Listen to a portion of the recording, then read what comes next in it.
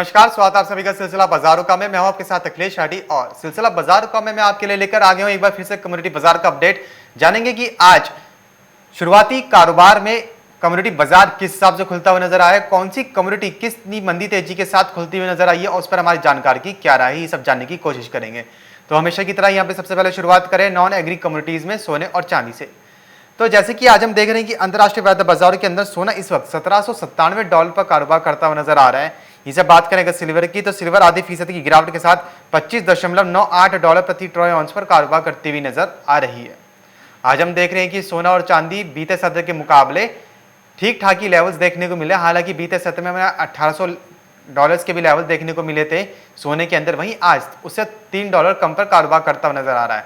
लेकिन अब कहीं ना कहीं ऐसा लगता हुआ नजर आ रहा है कि जो सोना है अब निचले स्तर से तेजी की तरफ जाता हुआ नजर आ सकता है।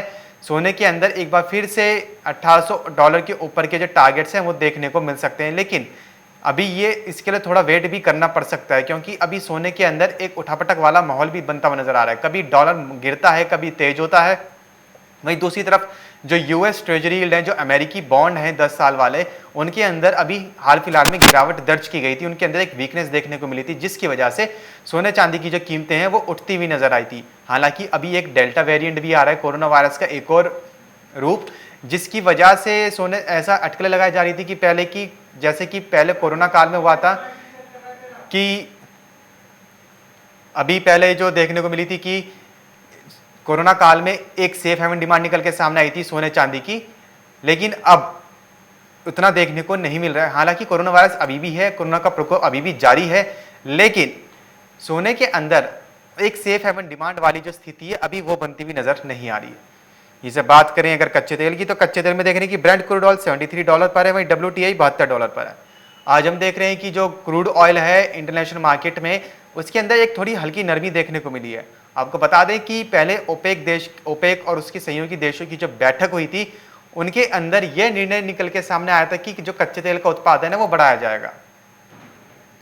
और कच्चे तेल का उत्पादन बढ़ाने के बाद लेकिन जो सऊदी था और UAE था, उनके बीच में समझौता नहीं हुआ था, एक फाइनल डिसीजन निकल के सामने नहीं आया था कि उत्पादन बढ़ेगा तो कितना बढ़ेगा और आउटपुट में कैसे क्या स्ट्रेटेजीज रहेंगी। इसकी वजह से जो निर्णय नहीं निकलने की वजह से एक और मीटिंग रखी गई थी कि एक और मीटिंग रखने का फैसला लिया गया है कि एक और मीटिंग होएगी। तो जैसा कि हम आपको बता रहे थे कि जो कच्चा तेल है, कच्चे तेल की जो बैठक थी ओपेक उसके सहयोगी देशों की, उसकी अभी तिथि दोबारा से तय नहीं हुई है कि दोबारा से बैठक कब होगी, और अगर बैठक होएगी तो उसमें भी यही निर्णय लिया जाएगा कि कच्चे तेल का जो उत्पादन बढ़ाने की जो पहले बात की गई थी तो वो उत्पादन कितना बढ़ाया जाएगा। अब उसी के ऊपर एक चर्चा एक बार फिर से होगी। और जो बड़े जानकार हैं कच्चे तेल बाजार के, जो बड़े विशेषज्ञ हैं कम्युनिटी बाजार के, उनका मानना यही है कि कच्चे तेल का उत्पादन बढ़ाने के ऊपर अभी चर्चा एक बार फिर से देखने को मिल सकती है, और दूसरा इसका असर कच्चे तेल की कीमतों पर भी पड़ता हुआ नजर आ सकता है। इसे बात करें अगर बेस मेटल्स की, तो बेस मेटल्स में हम देख रहे हैं कि कॉपर इस वक्त इंटरनेशनल मार्केट में $4.3 पर कारोबार करता हुआ नजर आ रहा है। यहीं से बात करें अगर घरेलू वादा बाजार में, तो MCX, जिंक, निकल और लेड तीनों ही आज बेस मेटल लाल निशान पर कारोबार करते हुए नजर आ रहे हैं आज। तो अब ऐसी सिचुएशन के अंदर आज के कारोबारी सत्र में क्या करके चलना सही रहेगा, आइए जान लेते हैं रूपा जी से। रूपा जी, बहुत बहुत स्वागत है आपका मार्केट MCV पर। रूपा जी, आज देख रहे हैं कि सोना चांदी अभी भी ठीक ठाक ही लेवल्स पर कारोबार करते हुए नजर आ रहे हैं। सोना अभी भी $1800 के करीब है, हालांकि $1800 से $3 नीचे है, लेकिन $1800 पर ही के करीब है। अब आपको क्या लगता है कि सोना यहाँ पे सस्टेन होने में क्या कामयाब हो पाएगा? देखिए अखिलेश, सोने और चांदी के अंदर मैंने पहले भी बताया था कि गिरावट का दौर जो है वो बना रह सकता है। और आप देखिए अभी भी बाजार जो है 1800 के ऊपर जरूर हमने 2 हफ्ते के बाद जाते हुए देखा था, लेकिन वहां से वापस से अब 1800 के नीचे लुढ़क चुका है। जब तक $1760 के नीचे नहीं गिरता तब तक बहुत ज्यादा गिरावट नहीं माननी चाहिए, और 1820 के ऊपर जब तक नहीं जाता तब तक तेजी नहीं है। तो मेरे हिसाब से अभी मार्केट के अंदर थोड़ा सा बिकवाली का ही प्रेशर देखने को मिल सकता है, ऊपरी स्तरों पर दबाव बना रह सकता है, और आज भी इंट्राडे में मुझे लगता है कि बाजार जो है एक बार $1780 तक आ सकता है। तो मेरे हिसाब से गोल्ड और सिल्वर के अंदर बाइंग की बजाय सेलिंग की पोजीशन बनानी चाहिए। जी, तो जैसे कि रूपा जी ने बताया कि सोने के अंदर जब तक $1820 के लेवल देखने को नहीं मिलते हैं तब तक ये नहीं माना जाएगा कि सोना तेजी की तरफ है, और नीचे में सोना आज रूपा जी के अनुसार $1780 तक लुढ़क सकता है। यहीं से रूपा जी बात करें अगर क्रूड ऑयल की, तो क्रूड ऑयल में देख रहे हैं कि पहले के मुकाबले थोड़ा नरमी के साथ कारोबार करता हुआ नजर आ रहा है।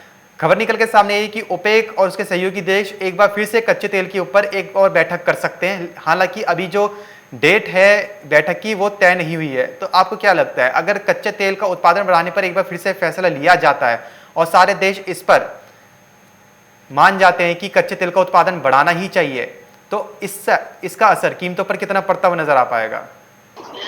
देखिए, अगर उत्पादन बढ़ाने की खबरें निकल कर आती हैं तो डेफिनेटली प्राइसेस के ऊपर एक बार डाउनसाइड का इम्पैक्ट आता हुआ देख सकते हैं। लेकिन वहीं दूसरी तरफ देखा जाए तो अभी फिलहाल डिमांड फैक्टर भी अहम रोल प्ले करता हुआ नजर आ रहा है। तो अभी मुझे लगता है कि कच्चा तेल जो है नीचे फिर लुढ़कता है तो $68 तक एक बार नीचे आ सकता है। यानी कि डोमेस्टिक मार्केट की बात करें तो 52 से लेकर 5000 के स्तर देखने को नीचे में मिल सकते हैं। अभी आज बाजार इंट्राडे में थोड़ा सा दबाव दिखाता हुआ जरूर नजर आ रहा है और इसके चलते अभी बाजारों में बिकवाली का प्रेशर आज इंट्राडे में देखने को मिल सकता है।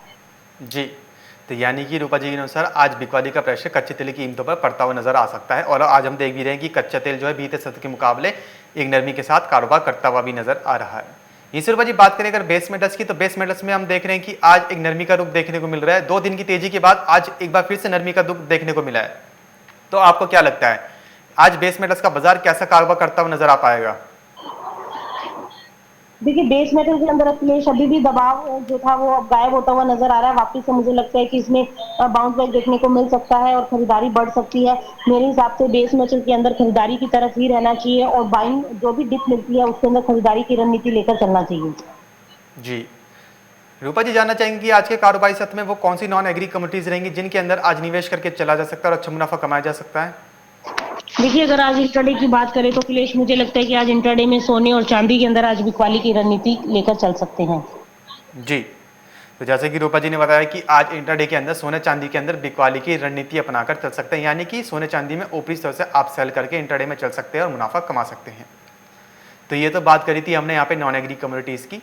फिलहाल सिलसिला बाजारों का में बस इतना ही, कहीं जाएगा नहीं क्योंकि खबरों का सिलसिला लगातार यही बना रहेगा मार्केट टाइम्स टीवी पर।